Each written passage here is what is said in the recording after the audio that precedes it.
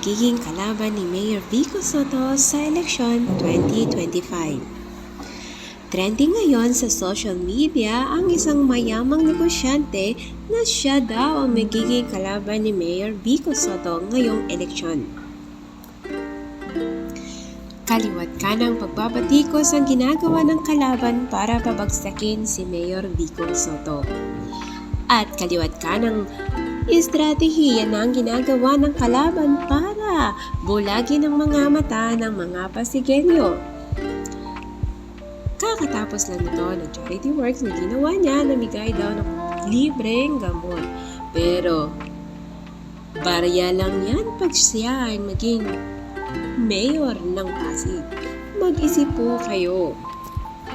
Dahil ang nasabi ni Mayor Vico Soto kung sino ang tumatakbo, politiko na gumastos ng marami ay marami din tong makukuha sa kaban ng bayan.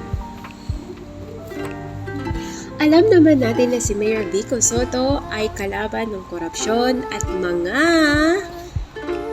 negosyanteng lumalabag sa batas. Ayon sa mga balita, na itong negosyanteng ito ay marami ng hinaharap na mga reklamo dahil marami itong inilabag.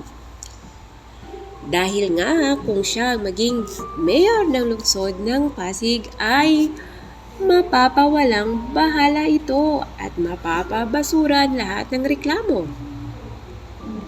Kaya tayo mga Pasigueño, mag-isip po tayo at huwag po tayong magpaloko at magpabulag sa mga ganitong estratehiya ng mga kalaban. Napakaswerte ng Pasig at si Mayor Vico ang inyong mayor. Maraming nangangarap na sana'y si Mayor ang kanilang magiging tagapamuno ng kanilang lungsod. At alam naman natin na maraming mga Pilipino ang nangangarap na sana daw ay si Mayor Vico na ang maging sunod na Pangulo ng bansang Pilipinas dahil tanging siya lamang ang kinikita ang may tunay na malasakit sa bayan. Kaya ngayong malapit na ang eleksyon, huwag na po tayo magpabulag sa mga politikong magaling manlinglang.